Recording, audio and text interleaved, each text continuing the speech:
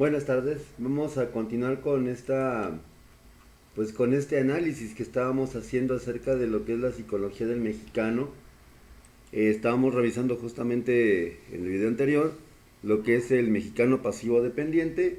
Algunos aspectos que faltaban de comentar pues son los siguientes. Este tipo de mexicano pues prácticamente se va a dar mucho más, estadísticamente hablando, en poblaciones rurales. Como pues lamentablemente sabemos, sobre todo en lo que es las partes rurales de la República, pues muchas veces la forma tradicionalista de ser, actuar, pensar, pues tiene que ver mucho con esta parte de la sumisión. Lamentablemente los niños que nacen en una familia pues bastante donde se fomenta la sumisión como forma de como forma de actuar cotidiano, pues lógicamente pone a los hijos e hijas de estas familias en una postura bastante eh, complicada. Señala Díaz Guerrero, Rogelio Díaz Guerrero, que lamentablemente este tipo de mexicanos se va a dar en lo que es la provincia, zonas rurales del centro y del sur de la República. Y bueno, aquí hay algo muy importante. A menor edad del muchacho, del hijo, del niño, de la niña, pues obviamente se va a dar con mayor frecuencia esta parte de lo que es la conducta pasivo-dependiente, en la cuestión de la sumisión. Y pues otro asunto que es bastante complicado y pues también bastante desolador, pues va a ser justamente que mayoritariamente se va a dar más en mujeres, ¿sí? Más en mujeres que en hombres. En este caso los hombres serían justamente pues los que propician esta tipología del mexicano. Y bueno, ciertamente no empieza así en un principio, digamos, mal, en el sentido de que sea una franca sumisión. Generalmente empieza todo con una estrechísima dependencia emocional y física hacia los padres de familia. ¿Y esto a qué conlleva?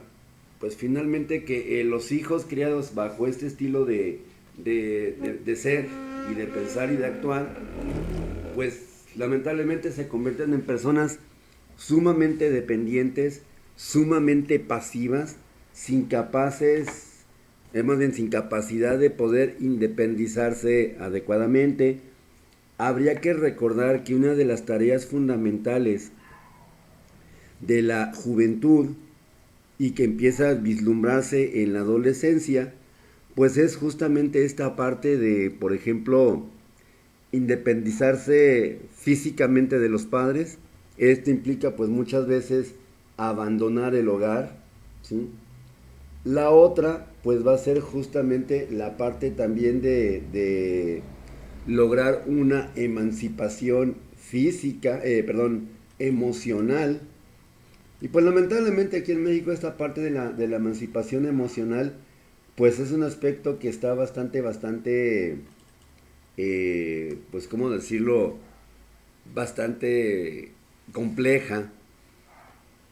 Como comentaba anteriormente en el otro video, pues justamente los hijos e hijas de algunas familias, pues a pesar de que logran esta emancipación física, no logran hacer, no logran cumplimentar al 100% lo que es la emancipación emocional, ¿sí?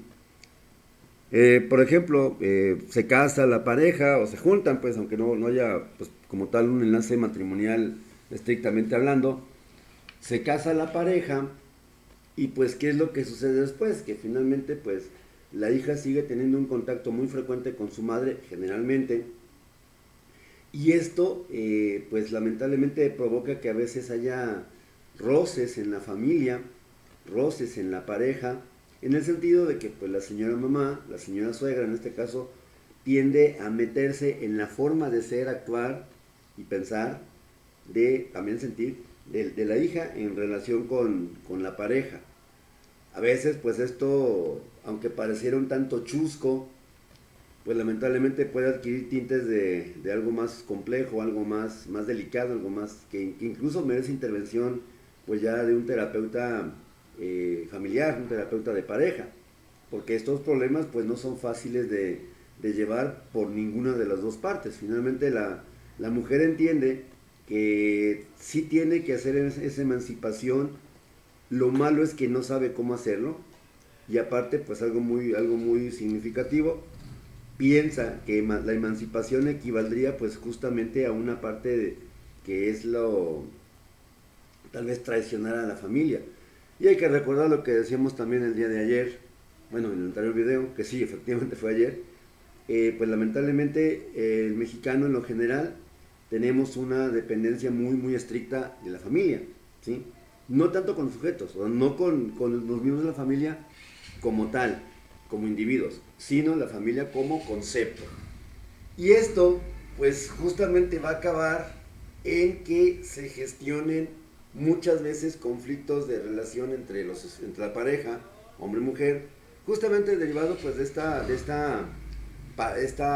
actitud, esta conducta en exceso dependiente hacia la madre, ¿sí?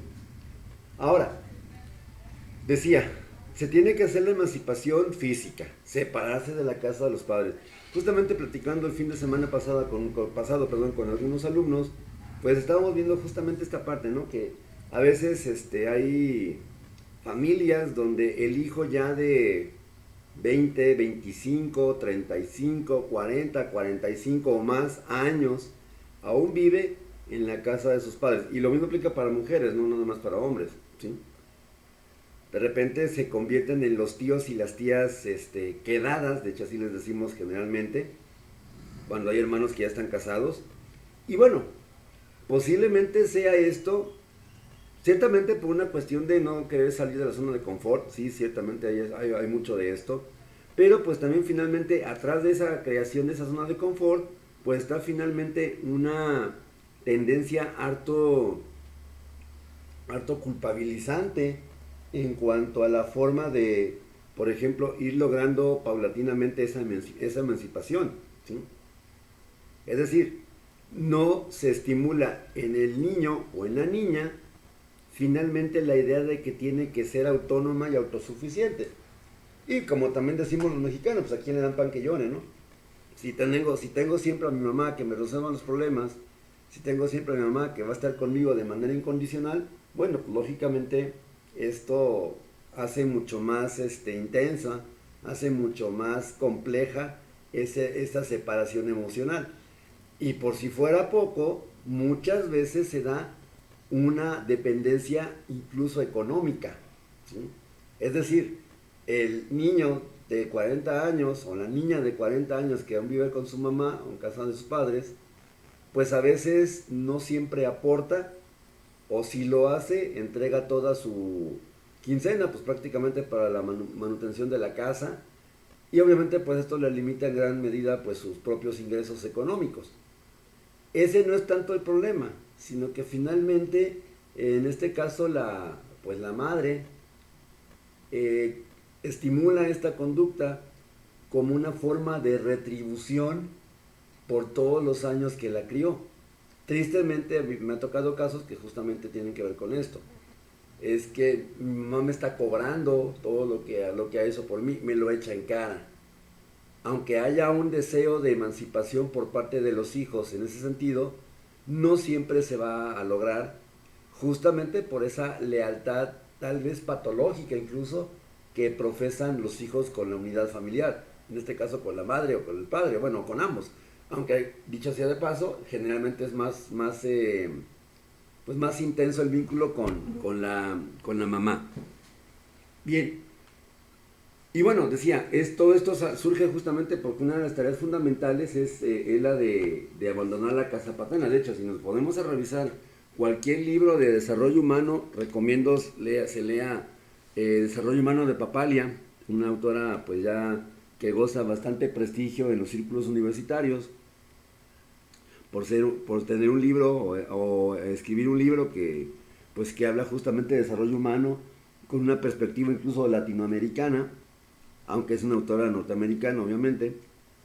Pues se comentan esto, ¿no? Que finalmente es una tarea de la juventud hacer todo esto, lograr la independencia física, la independencia emocional, la independencia financiera. No con ello quiere implicar, y esto también hay que aclararlo muy bien, esto no quiere decir que se promueva que los hijos abandonen o rechacen o ya no tengan algún tipo de vínculo afectivo con sus padres. No, o sea, lo que implican justamente es que ese vínculo pues sea sano, no sea patológico, ¿sí? Y aparte, pues que sea un vínculo que permita libertad. Pero en este caso, tendríamos que ver por qué razón este tipo de perfil de mexicanos no se animan pues a realizar esa transición tan significativa en sus vidas. Díaz Guerrero comenta lo siguiente: los mexicanos se sienten seguros como miembros de una familia, pues en la familia todos tienen unidad entre sí. Esto ciertamente es un aspecto muy positivo de la familia mexicana y que no debe de perderse. Pero el problema, como siempre, van a ser los excesos. Estos excesos o estos, digamos, irse a los polos, pues lamentablemente no dejan nunca nada bueno. Ahora, también dentro de esta misma situación que propicia la actitud pasivo-dependiente, pues también va a estar esa también tendencia muy mexicana de presionar a los hijos a que deben de obedecer ciegamente. Incluso pues muchas veces tenemos que esta actitud tan peligrosa de la obediencia ciega pues tiene aspectos negativos, y justamente estos aspectos negativos van a ser, por ejemplo, el obligar al niño o a la niña a que estén con alguien que a lo mejor posiblemente los esté violentando, los esté agrediendo sexualmente o físicamente.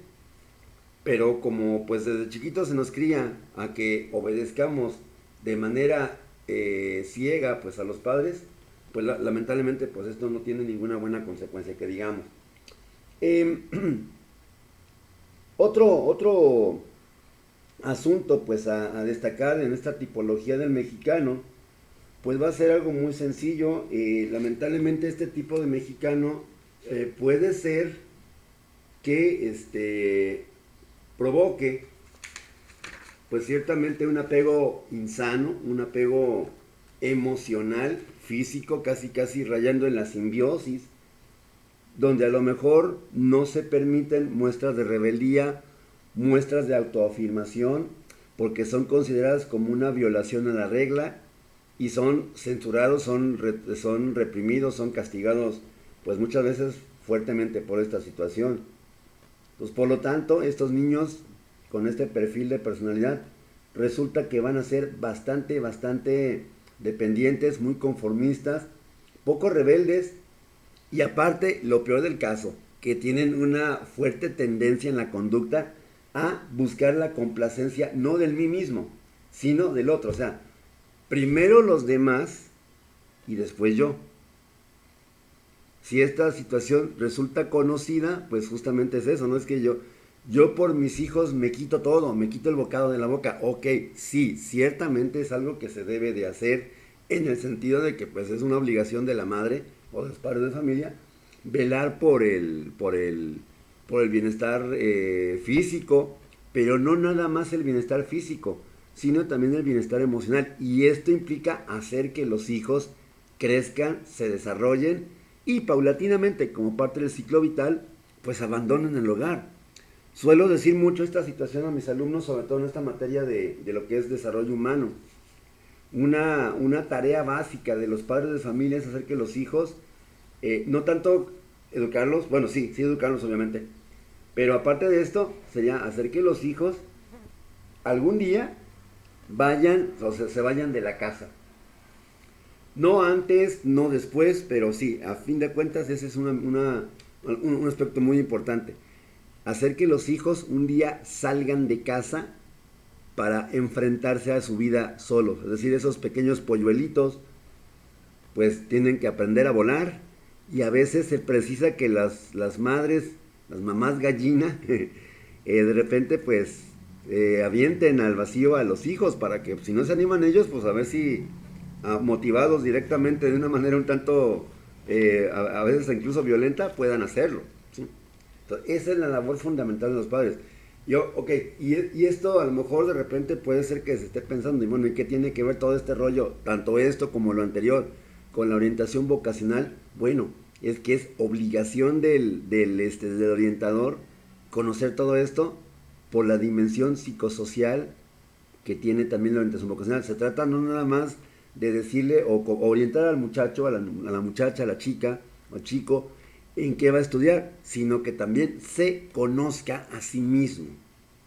Y el conocerse a sí mismo forzosamente incluye también esta idea, ¿sí? Una ventaja, por así decirlo, es que estos niños, pues ciertamente tienen mucho apego con los padres, ¿sí? Son bastante complacientes, decíamos. Sin embargo, pues esto ya no sería, bueno, ya no sería tan conveniente, tan adecuado mantenerlo más allá de un plazo razonable. O sea, siendo niños, ok, está bien, sí, efectivamente los niños dependen de su madre, de sus padres siempre. Pero ya un adolescente, por ejemplo, uno de prepa, uno que va a entrar a la facultad, sí como que ya no sea como tan adecuado. De hecho, sería más bien poco conveniente que siga manteniéndose este tipo de patrón de conducta. Y bueno,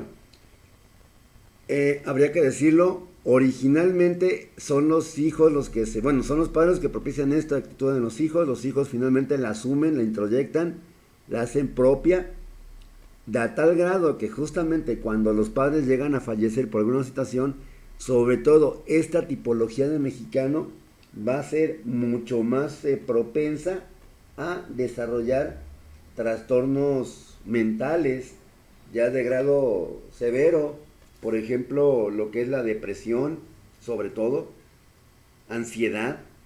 Ok, pasaron toda su vida con el cordón umbilical pegado a su madre. Y ahora que ya no está la señora, la mamá, ¿y ahora qué? Y entonces tendrían que resolver de golpe y porrazo una de las preguntas, una de las cuestiones básicas en la vida de las personas. ¿Y ahora qué? ¿Qué voy a hacer? ¿Sí? Si no hubiese habido ese vínculo tan estrecho a nivel patológico con los padres de familia, pues esta transición sería más bien un tanto, sí, difícil, no se diga por la cuestión emocional, pero bueno, ok, pues sería incluso visto como una forma de respiro, pero pues lamentablemente no. En algunas ocasiones, por ejemplo, pues las jóvenes, mujeres mexicanas, adolescentes tal vez, se van con el novio, se fugan con el novio, pues están en la casa con el novio, no saben qué hacer, y pues regresan ahora sí, como decía aquel famoso programa de la televisión mexicana, Chespirito, regresan como el perro arrepentido, ¿sí? Obviamente, pues derrotadas, humilladas, tal vez tristes, confundidas, desorientadas, sin saber qué hacer. Y pues esto no es lo que se esperaría pues para un adolescente, un adolescente hijo, ¿sí? Bien, ese sería lo que es lo que faltaba de comentar acerca del perfil mexicano pasivo dependiente afiliativo.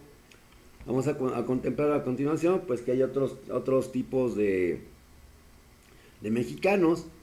El mexicano cauteloso pasivo, básicamente dice la información, es el que no da paso sin guarache. Ya está incluso la imagen en pantalla. La frase de hoy: no dar paso sin guarache, significa ella o él no hacen algo sin estar seguro de que todo estará bien. Hay un dicho muy común, pues que a lo mejor los motivólogos, las personas que trabajan en recursos humanos, que trabajan motivando personal, impartiendo cursos de desarrollo de personal, etcétera, pues solemos decir, el que no arriesga no gana. Bueno, pues eso es exactamente lo contrario, completamente, de esta tipología del mexicano. Este mexicano no va a arriesgar, ¿sí? Nada, nunca. ¿Por qué? Porque desconfía, para empezar, ¿sí? Desconfía de los demás y obviamente no quiere arriesgarse a perder el estatus, lo alcanzado. En ese sentido podríamos ver lo siguiente. Bueno, hace algunas semanas, unos meses atrás, me tocó ver un video en YouTube, ¿sí? Es un director mexicano que estaba dando una entrevista, digo, bastantes malas palabras, o sea, se permitió pues el uso muy florido del lenguaje, pero mucho de lo que estaba diciendo, obviamente es cierto. Hablaba de esa famosa generación de cristal, donde de repente, pues él comentaba este señor, no recuerdo, creo que es Carlos Martínez, creo, Carlos, no me acuerdo el nombre, soy franco, ¿sí? Sería checar, que busquen, si lo quieren ver el video, busquen en internet, generación de cristal, y está un señor con barba de candado, ¿sí? Una camiseta negra me parece. Bueno, esta opinión que estaba dando él, se me hizo muy interesante, ¿no? Tenemos una mentalidad tal vez hasta cierto punto derrotista como mexicanos, eso ya se había discutido en el video anterior. Tal vez resultado pues de los siglos que pasamos, 300 años nada más, o 3 siglos, ¿sí?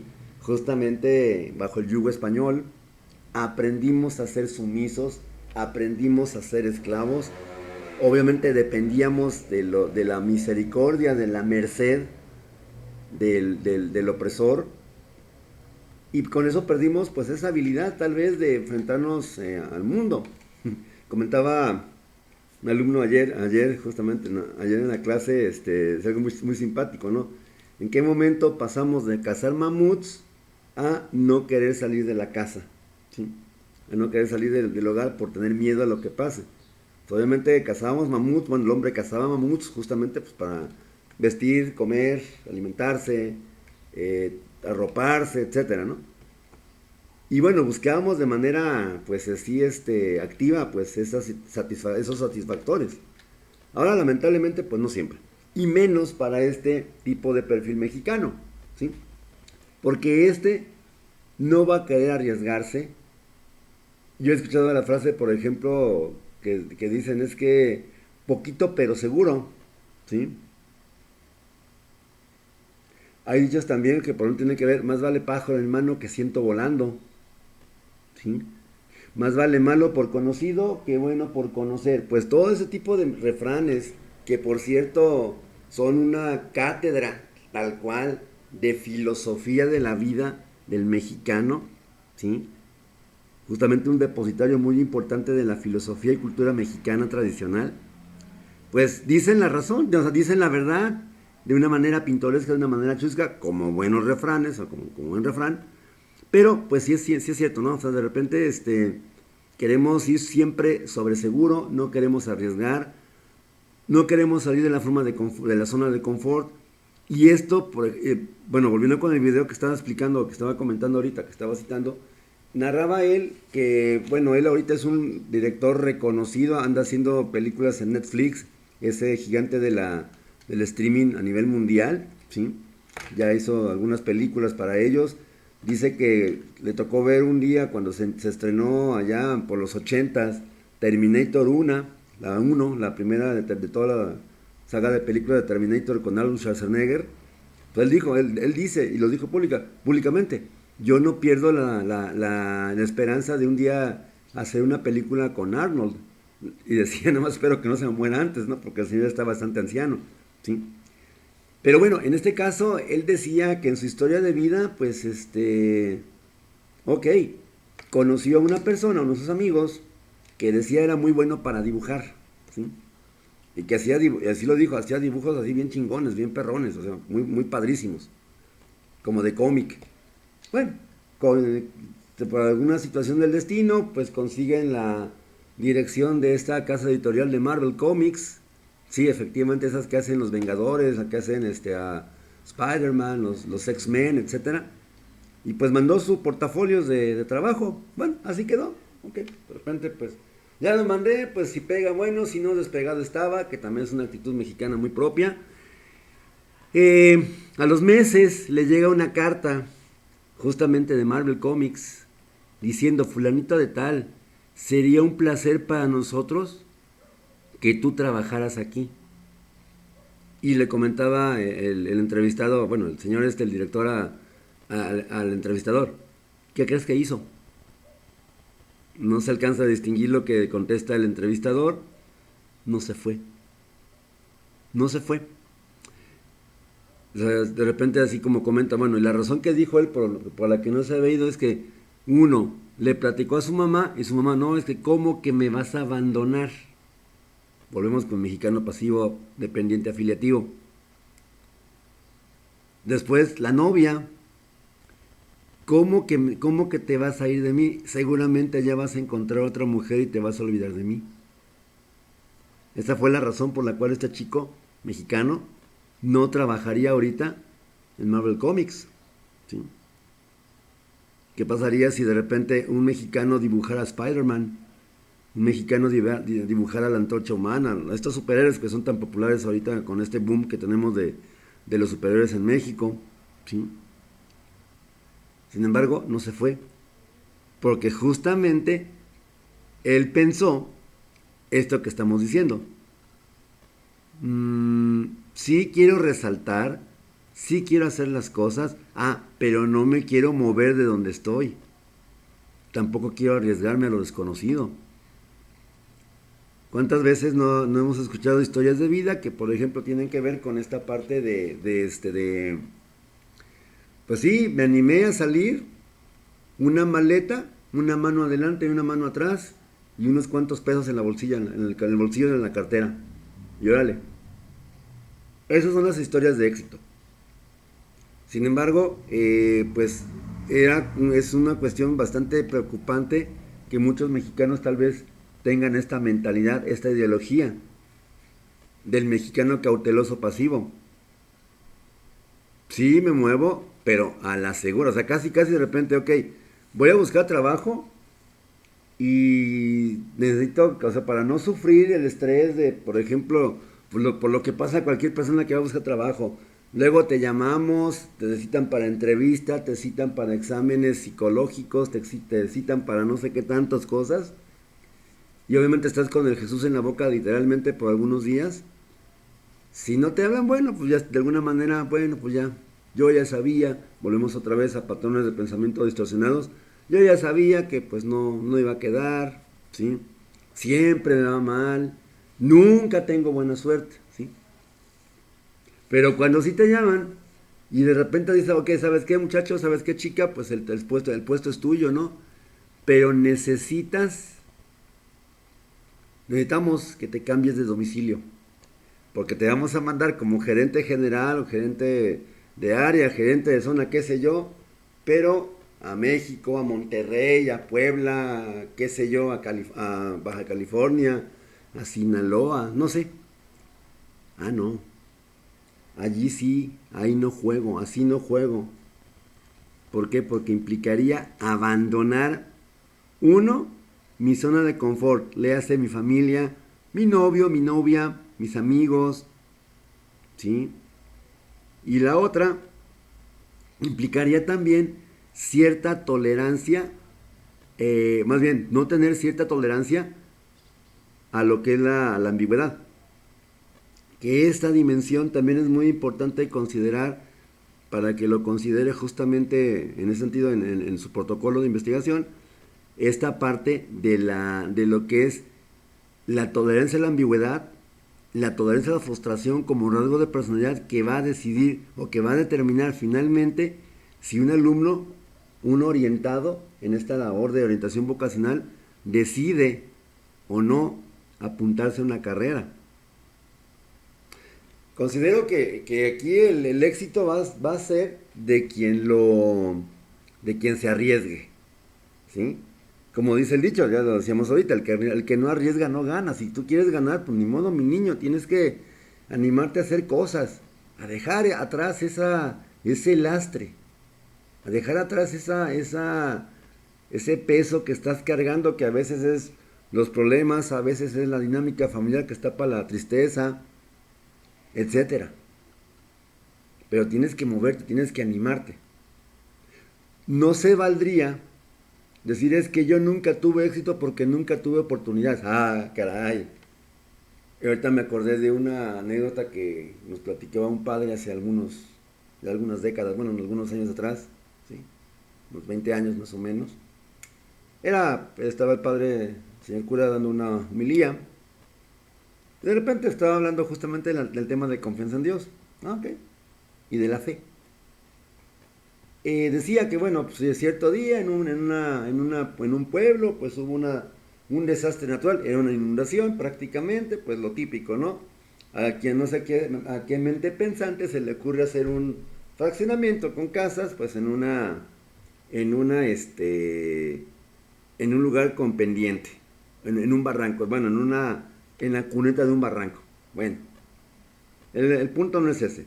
El punto es que finalmente, pues, hubo inundación, pues empezaron a llenar las casas de agua, pues la gente que alcanzó, pues como pudo, se puso a salvo, ¿sí? Algunos quedaron atrás, algunos rezagados quedaron atrás. Eh, Dentro de esto, pues una persona pues alcanza a subirse al techo de su casa, ya estaba pues en un punto crítico donde era cuestión de minutos, era cuestión a mucho de una hora que el agua tapara por completo la vivienda. Y obviamente pues esta persona iba a morir ahogada. Bueno, dice el padre que pasa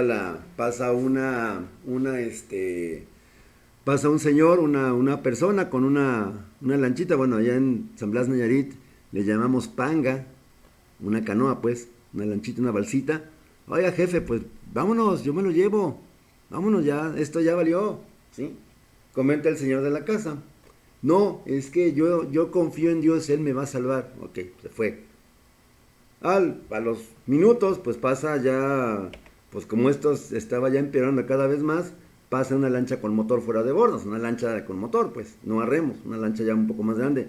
A ver, jefe, pues vámonos, porque ya aquí esto ya se va, ya va a inundarse y pues va a morirse. No, no, yo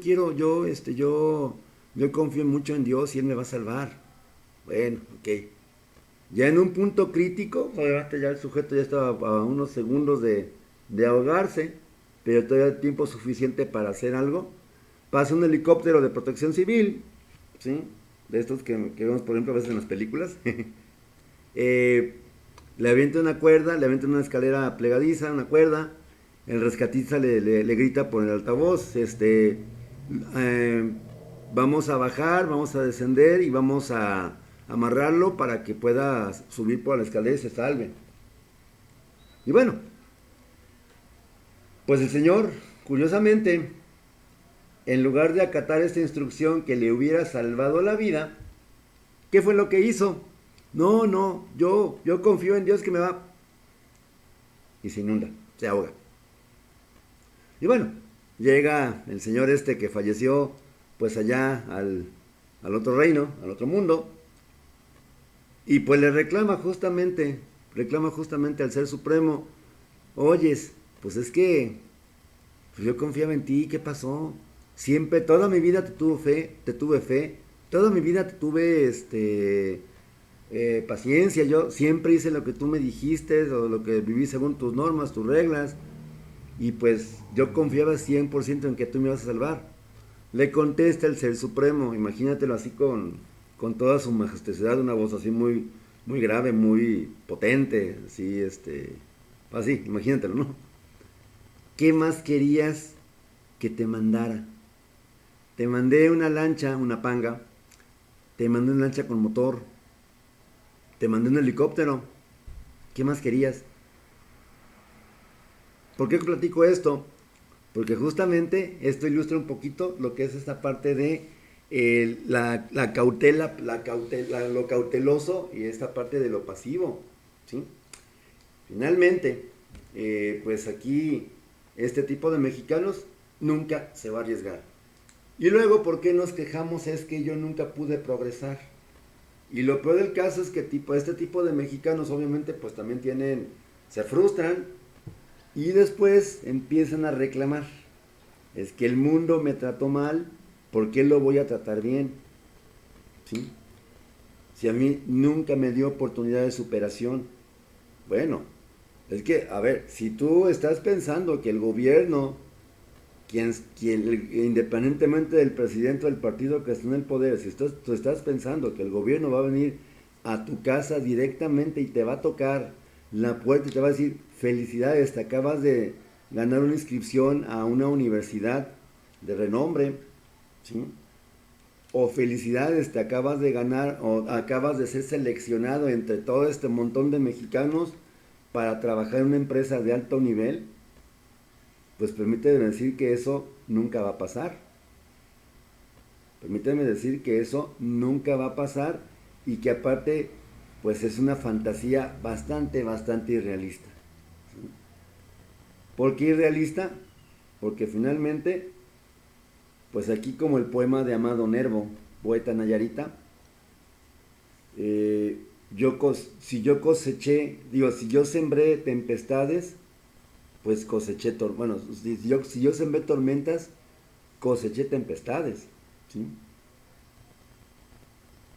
Finalmente, considero que este perfil de mexicano sí es de preocuparse, bueno, finalmente todos los que tienen una connotación negativa, pero lamentablemente pues sería el tipo de mexicano que, pudiendo hacer las cosas, teniendo tal vez un montón de oportunidades, no las toma por miedo. Dicen que el miedo tiene una función adaptativa, hace que el organismo esté a salvo, lo protege de algún peligro o de alguna amenaza, pero también el miedo te paraliza, ¿sí? Y no te deja hacer las cosas. Es el perfil mexicano, cauteloso, pasivo. Tenemos el otro, el mexicano audaz, activo, es completamente la antítesis del anterior. Así como por ejemplo decíamos en la clasificación anterior, el mexicano con control externo, perdón, con control interno activo, y ese era como el perfil más idóneo de México, de mexicanos. El mexicano audaz activo, pues ok, va a hacer las cosas por sí mismo, va a luchar. De repente esta frase es que tienes que luchar por tus ideales, por tus metas. Bueno, a mí se me hace muy trillado, la verdad, ¿sí? Pero bueno, este mexicano justamente va a buscar la manera de hacer algo por sí mismo, ¿sí? Porque quiere y porque puede hacerlo. Y si no puede, va a buscar la forma de poder. Ha sido también algunos años en la universidad donde yo trabajo, la maestra María López, si algún día me llega a ver, un saludo maestra. La maestra María López decía lo siguiente, a ver, y justamente una materia que tiene que ver con psicología del mexicano. Hay tres tipos, bueno, hay tres tipos de personas, ¿sí? No dijo mexicanos, pero vamos a ponerlo así, hay tres tipos de mexicanos. Uno, el que llora cuando le pegan, ¿sí? La víctima, ¿sí? La víctima, como decía ese famoso meme de redes sociales, la víctima. Otro que posiblemente sea el que llora aunque no lo peguen, aunque no le peguen. El llorón, el cobarde, el miedoso, tal vez el anterior perfil. Y hay otro que sería el que se encarga de hacer pañuelos. De repente, cuando dijo esto la maestra, así como que, a ver, caray, el que llora cuando le pegan, el que llora aunque no le peguen, y el que hace pañuelos. Bueno, muy sencillo. Este mexicano que hace pañuelos, ¿a quién se los va a vender? Pues a los dos llorones. Al que llora porque le pegaron y al que llora aunque no le peguen. Y ahí está haciendo literalmente su business, su negocio. ¿Sí? Y esto, pues, lógicamente, tiene que ver con audacia y actividad. Mi niño, no te va a caer nada del cielo. Nada, absolutamente nada. Aunque tú creas que lo vales o que lo mereces, nunca te va a caer nada. Más bien en este caso, la mentalidad de este mexicano sería, yo hago que pasen las cosas. Tiene mucho que ver justamente con el mexicano con control interno activo. ¿Sí? Estos van a tratar siempre de hacer de alguna manera o de alcanzar sus metas o sus ideales.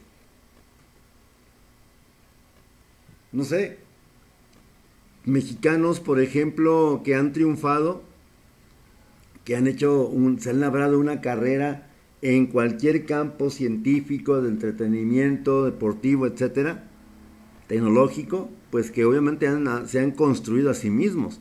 No se han esperado justamente a que alguien les tienda la mano, tampoco se han quejado amargamente de haber nacido en un entorno disfuncional o en un entorno pobre, ¿no? Pues ok, soy pobre ni modo, mis papás fueron pobres y ya qué. Pero en mí está justamente esa opción de superarme a mí mismo. Estos son los mexicanos que van a buscar siempre la autosuperación, ¿sí? Y van a luchar por los ideales que tengan, sean cuales sean estos. Son los alumnos, por ejemplo, de preparatoria, son los alumnos de bachillerato, de secundaria y de universidad, que ok, que si la pandemia nos privó de la situación de escuela presencial o modalidad presencial, bueno, llorar no va a servir de nada. O sea, por más que llore, reniegue, patalee, igual no, la escuela no me va a autorizar a que mi maestro vaya y me dé clases nada más a mí, ¿verdad? Pues no. Entonces se queda, bueno, pues ya tengo la escuela, digo, tengo la modalidad presencial, ok, digo, la modalidad online, vale, está bien, hay que sacarle jugo, hay que sacarle provecho. Bueno, pues si ya estoy con esa modalidad cómodamente en mi casa, tal vez me quito broncas de camión, broncas de entrar a tiempo, eh, obviamente pues participo en clase y busco la forma de suplir esa carencia, a lo mejor que implica el no contacto presencial con el docente, busco la manera de adaptarme. ¿Sí? Este es el único mexicano que lo va a hacer. Los demás, salvo el control externo, el control interno activo, los demás, pues de alguna manera u otra, van a quejarse, van a renegar, pero no van a dar soluciones, que es lo peor del caso. Este no. Ok. Por así decirlo, creo que también lo comentaba en el video anterior. De repente somos los mexicanos, somos los hombres y mujeres del alambrito. Es decir, todo lo queremos resolver, o bueno, o lo resolvemos pues de una manera ingeniosa. Pues es justamente por estos mexicanos audaces y activos que tenemos ese reconocimiento. Pero habría que recordar también que tenemos otro estereotipo en el extranjero sobre los mexicanos, que es el que está sentado abajo de un nopal tomando tequila con un jorongo. O sea, tenemos finalmente esas dos, o tienen más bien de nosotros esas dos percepciones. Una de que, órale, pues ¿cómo se llama? Hacer por mí, porque nadie más va a hacer por mí mismo. ¿Sí? Esa sería la opción más adecuada. Sin embargo, pues tenemos que, a veces es muy fuerte la tendencia al conformismo. Bien, casi ya para finalizar, tendríamos el mexicano activo autónomo. Bueno, en este caso, podríamos decir que es una variante también del mexicano audaz y activo.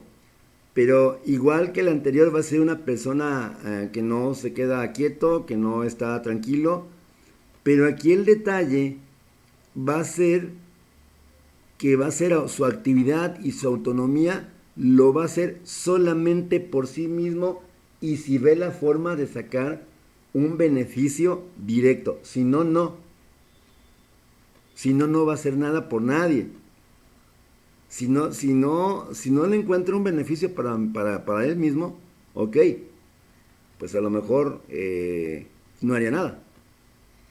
Este mexicano suele no salir de un marco social tradicional mexicano a nivel cultural, ¿sí? No se opone abiertamente, pareciera que es bastante, pues, adaptado, puede ser que asuma esta actitud de adaptación, no tanto porque en realidad crea que vale la pena o que está bien así, sino porque le conviene. También se ha dicho de nosotros que solemos ser bastante convenencieros, pues justamente esa perspectiva sobre los mexicanos y mexicanas es justamente por este tipo de mexicano, el mexicano activo autónomo.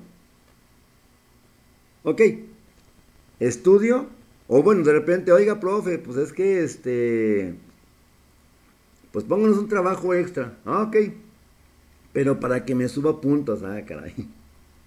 No, es que no, pues no puedo poner un trabajo extra nada más para ti. Si ese es para todos. Pero va a hacer puntos a mí, no, pues hay que ver. ¿Sí? Este mexicano, repito, va a actuar solamente buscando su particular satisfacción.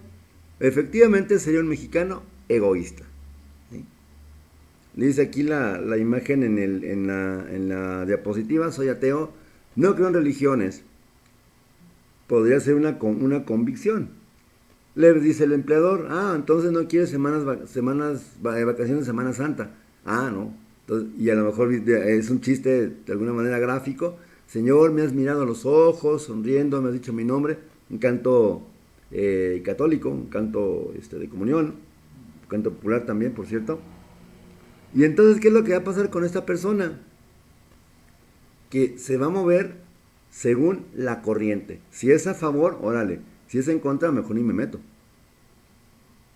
Espero que estas reflexiones pues sirvan o hayan servido pues justamente para entender un poco lo que es la cultura mexicana y pues también darle como ese matiz, ¿cómo explicarlo? Ese giro pues a lo que es la labor del orientador vocacional, ¿sí? Digo, finalmente los chavos que vamos a tener en orientación vocacional no son portugueses, no son finlandeses, ni mucho menos, no son europeos, no son norteamericanos, son mexicanos. Y habría que entender justamente cómo son cada uno de ellos, no nada más desde el punto de vista de aptitudes, valores, normas, autoestima y todo esto, sino cómo se comportan como mexicanos. Tendríamos que justamente tener un conocimiento cuidadoso y detallado de cómo son estas personas. Espero que, repito, esto sea de utilidad para su proyecto. Por mi parte es todo. Continuamos entonces la próxima semana.